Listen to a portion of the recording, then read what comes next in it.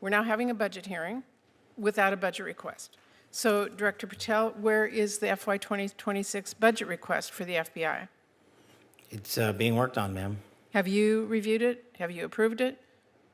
Not yet. When will we get it? As soon as I can get it from my interagency partners and get it approved. 6 months from now? I don't know, ma'am. I'm not going Well, to make how up a do timeline. we as Congress do our budget and our work without that request and without this? What's up, Patriots? Welcome back to the channel where we break through the noise and speak truth with no filter. Today, we're diving into a recent Senate hearing where Senator Patty Murray went after FBI Director Kash Patel. And let me tell you, this one had my blood boiling. Thank you very much, Chair Moran. It's good to work with you and Ranking Member Van Hollen in this new position, so look forward to both of you and the work on this committee. You know, the FBI does really crucial work to keep our nation safe, whether it's stopping criminal organizations or domestic terrorists, protects our nation's secrets, it prevents cyber attacks, keeps our children safe from harm, and a lot more. So this is really sober work with extremely high stakes. And I'm concerned that instead of focusing on the incredibly important mandate to keep Americans safe and to help impartially enforce our laws under your leadership, Director Patel, the FBI has been weaponized to go after Americans who disagree with the president. FBI resources have been diverted away from combating terrorism to focusing on immigration requests. And all of this, the diverted missions, the fewer resources, fewer agents, heightened politicization, is happening now under your watch, and it is, I believe, making Americans less safe. Now, let me just start with the budget. As Ranking Member Van Hollen noted earlier, this hearing is being held without the FBI's fiscal year 2025 spend plan and a full budget request for fiscal year 2026. The spend plan is required by law. It was due to Congress over a week ago. We have not yet seen it. That is really absurd. The FBI is our nation's leading law enforcement agency, a budget of $10.7 billion.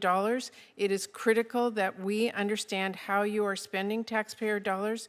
So, Director Patel, when should we expect this FY25 spend plan for the FBI? Have you seen it? Have you reviewed it? When will we get it? I'll get you an answer, ma'am. I don't have a timeline on that. It was due last week by law. I understand.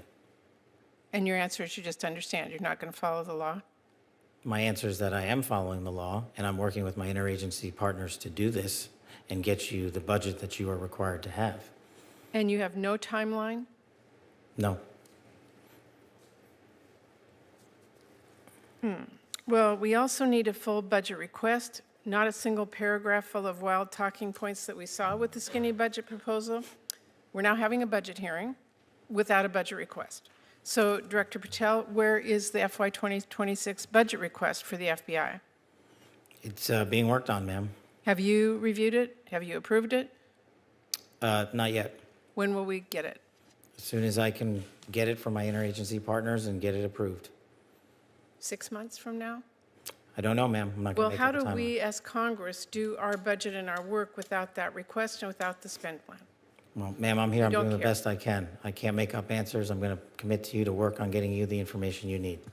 Well, that is insufficient and deeply disturbing. No response?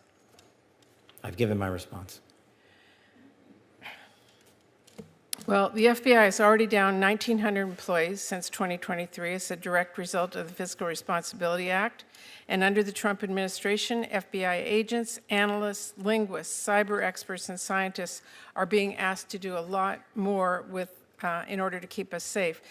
Director Patel, we all know that budget cuts will reduce the FBI's ability to counter threats of terrorism, and it will hinder its ability to keep pace with firearm background checks and shutter operations that combat violent crime, drugs, gangs, and transnational organized crime. Now, I understand that you told our House colleagues yesterday that you don't want to reduce the FBI workforce, meaning that you disagree with what President Trump is proposing? No, I agree that we can sustain the mission with the proposed budget, and I agree with the budget.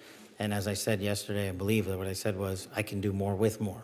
And I gave examples of what more we could do if we were given more. Well, it's different than what you told the House yesterday. So what are you communicating to the President and the White House about what you need and what, and again, we don't have a budget request from you, so I'm not sure what you're asking us for. I'm not asking you for anything at this time.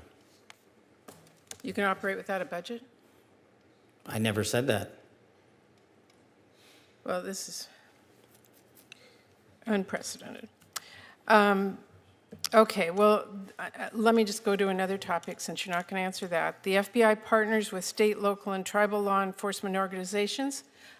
They provide critical intelligence and operational capabilities to combat violent crime and gangs and terrorist threats, fentanyl trafficking, challenges that our local communities really can't face alone.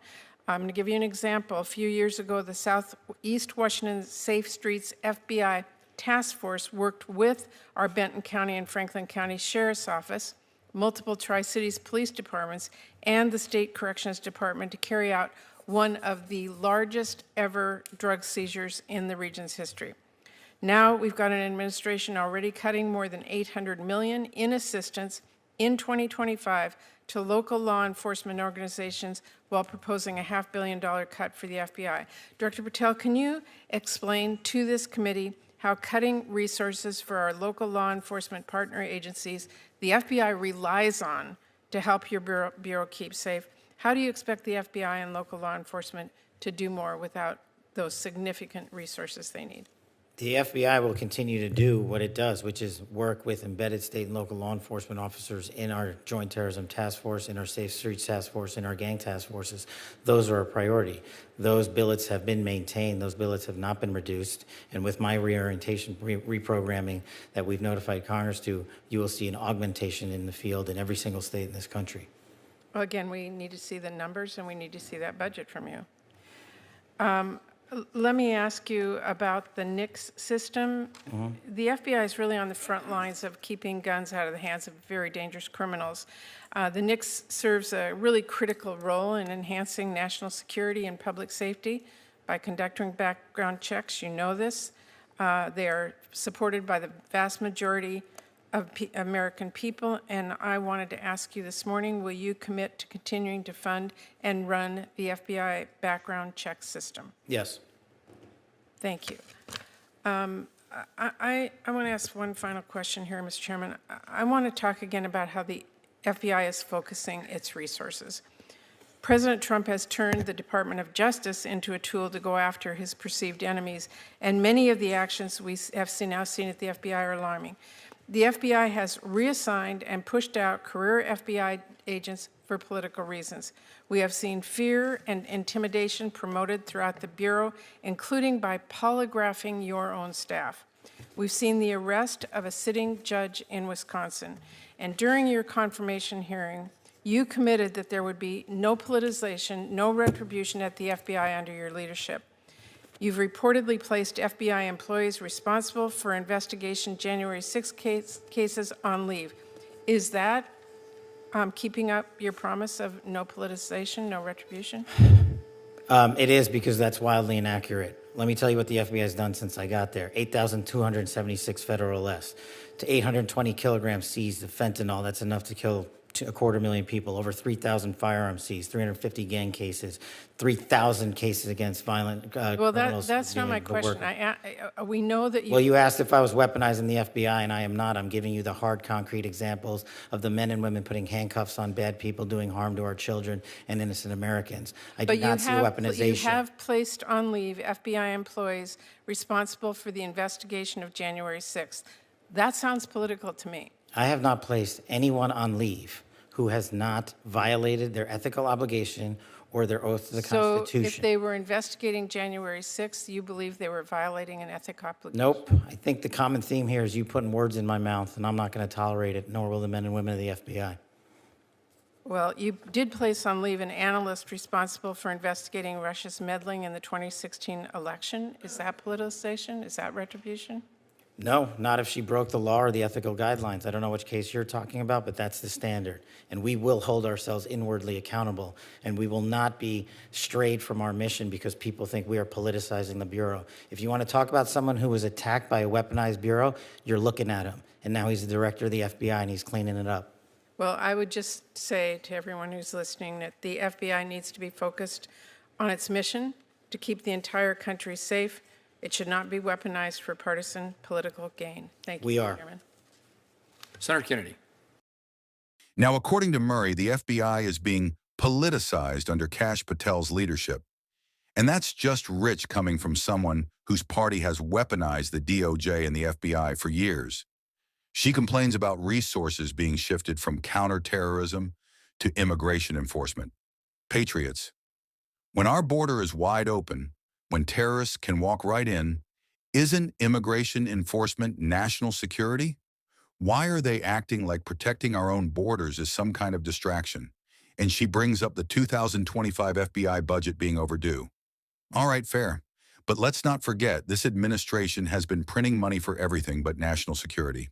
At least Patel's trying to work with other agencies to get it done. That's leadership under pressure, not dysfunction. Senator Murray also claims the FBI is losing people and can't do its job. But what she really means is, they've lost some of the politically motivated hacks that were more interested in January 6th witch hunts than real threats to our country. She actually accuses the FBI of political retribution. But what she doesn't want you to hear is Kash Patel's response. He shut that down fast. No, Senator, these weren't political firings. These were ethical violations. You know, like abusing power, leaking classified info, the kind of stuff we're all sick of. This is what they fear, folks. A restored FBI that works for we the people again, not for politicians in Washington. Patel made it crystal clear. No weaponization, no partisan games, just the mission, public safety. So to all my fellow patriots watching, keep your eyes open.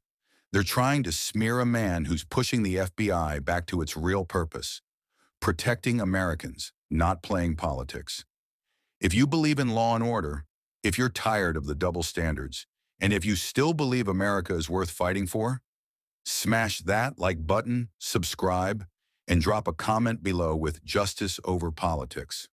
Till next time, stay strong, stay free, and stay proud, patriots.